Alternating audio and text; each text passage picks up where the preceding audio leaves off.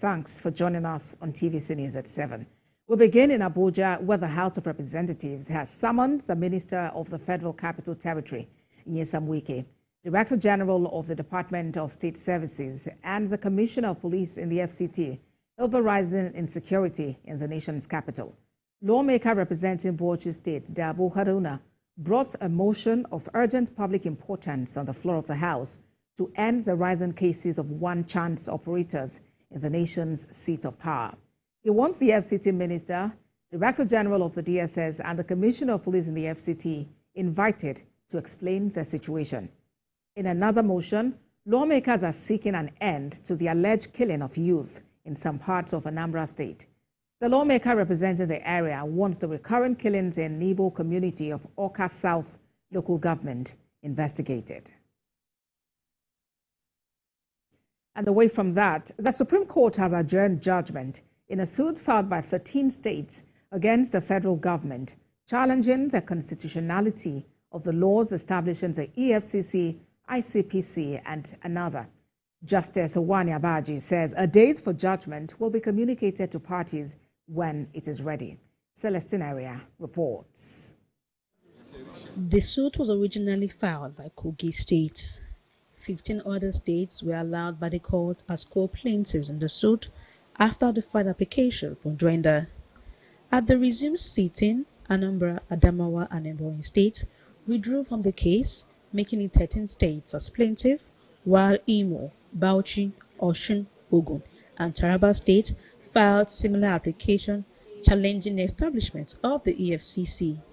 Counsel to Kogi State, Abdul Wahab Mohammed, in arguing his originating motion, told the court that it was the United Nations Convention Against Corruption that became the EFCC Act.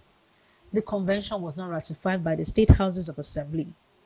He pointed out that the Supreme Court in Joseph Obabeke versus the Federal Republic of Nigeria had held that it was the United Nations Convention Against Corruption that was reduced into the EFCC Establishment Act, and that in enacting this law in 2004, the provisions of Section 12 of the Constitution as amended was not followed. In his preliminary objection, the Attorney General of the Federation, Lateef Fagbemi, argued that Section 15 subsection 5 of the Constitution should take precedence. There is a common agency for both the federal and subnational when it comes to the issue of corruption. Justice Abaji, who led the 7-member panel, held that judgment in the suit will apply to that filed by Imo, Taraba, Ogun, and Bauchi states. The case for Nasarawa State is completely different from that which Kogi and other states are before the Supreme Court. Nasarawa State is happy with the establishment of the EFCC, ICPC, and NFIU. But our own case is challenging the constitutionality of the directive issued by the NFIU, limiting cash withdrawal for states, knowing fully well that in Nasarawa State we have a social investment policy. The key chapters of the United Nations Convention Against Corruption are preventive measures, criminalization and law enforcement, international cooperation, and assets recovery. Celestina Area, TVC News, Abuja. Still from the courts, a federal high court in Kano has disqualified the chairman and members of the Kano State Independent Electoral Commission from overseeing the upcoming local government elections slated for 26th of October 2024. The court ruled that the KANSEC leadership are card-carrying members of the governing New Nigeria People's Party and do not meet the civil service requirement of being at least on grade level 14.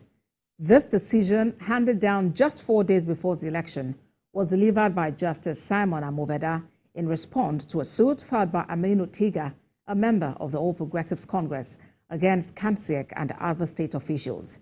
Justice Amobeda also directed law enforcement agencies to ensure immediate compliance with the ruling. The decision of the court is that the court has found that considering the provision or interpretation of the Constitution, what we have challenged, the court said we are right, that those people were appointed were against or were in violation of the Constitution and the extant law. Away from that, Governor of Enugu State, Peter Mbah, says Nigerian Army's dedication to service remains instrumental to the reduction of insecurity in the state. Governor Mbah spoke at the inauguration of a renovated one-story building with 10 blocks of classrooms in Isiuzo local government area. Senior reporter Bamidele Ajayi has more. The project involved 18 newly renovated classrooms at Community Secondary School Mbah in Isiuzo Council area of Enugu State, fully equipped by men of the Nigerian Army. It is part of the Chief of Army Staff Civil-Military Partnership that support where senior military officers who have risen to the rank of a Major General hails from. The initiative was carried out in honor of Major General Jonathan Ugwoke, retired. He was the Nigerian Army Commander in charge of Ordnance Corps, who is a native of the community and alumnus of the secondary school. The school was originally constructed in 1976 through community effort. The building had gone through several situations that led to the dilapidated state before the military recent rehabilitation. As an alumnus of Community Secondary School Mbah, formerly known as Mbah Boys Secondary School, I was elated when our traditional rulers approved the execution of the project in the school. What they did for us, we stand as a beacon of hope for future generation. The Chief of Army Staff rails out that the initiative was part of the military non-kinetic approach of giving back to the community. It is instructive to know that the Chief of Army Staff Special Intervention Civil Military Cooperation Project Scheme was introduced to provide support to communities of serving Nigerian Army senior officers who, through dedication to duty and service to the nation. Governor Peter Mbah commended the military for its civil military intervention. When we discuss this intervention, we must remember all the other things they've done to smoothen their relationship with us. So on behalf of the grateful people, once again, I want to say a special thank you to the Army. This project is one of the non-kinetic approaches to fighting insecurity, to educating people, to stemming the tide of youth unrest.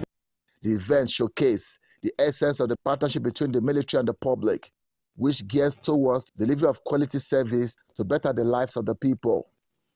Bamidele Ajayi, TVC News, Isiuzo. Elsewhere, the federal government, alongside the Northeast Development Commission, have commenced a 2-day assessment tour and engagement with education stakeholders in Maiduguri on accelerated senior secondary education program. The objective is to enhance the use of technology in schools across the Northeast region. Senior reporter Jesse Tafida has details. The Accelerated Senior Secondary Program is a collaborative effort between the federal government and the Northeast Development Commission. Its purpose is to transform educational outcomes in the northeastern state with focus on science, technology, engineering, mathematics, and agriculture to drive future development and human empowerment. It's an intervention to stem that bleeding and make sure that we get a critical mass and a critical number of young people into higher institutions and get them in at the right time. Otherwise, development is going to keep running away from us. It will be so far ahead. And make them young, productive members of society so that we can actually achieve social and economic development, and there will be, improvement in the quality of life. In the Nigeria of today, women are supposed to be contributors to the family. So we have skill acquisition to discover talent, encourage creativity through skill acquisition. The state government is excited about this initiative and is willing to collaborate and ensure its success. Commissioner for Education, Science, Technology and Innovation, Abba Wekilby, told the visitors about the deliberate effort and investment in education made by the Zulum administration over the years. With this three-pronged approach, from 2019's 2.2 million children, we now have less than 600,000 students out of school. And even that is not good enough to the standard of His Excellency Professor Zulum, and he has directed that this number be crushed by half before the next academic session. Part of the two-day engagement with stakeholders include an assessment tour to schools across the state. It is expected that this effort will enhance access to education and also ensure the implementation of a sustainable education sector plan. Jessie Tefida, TVC News.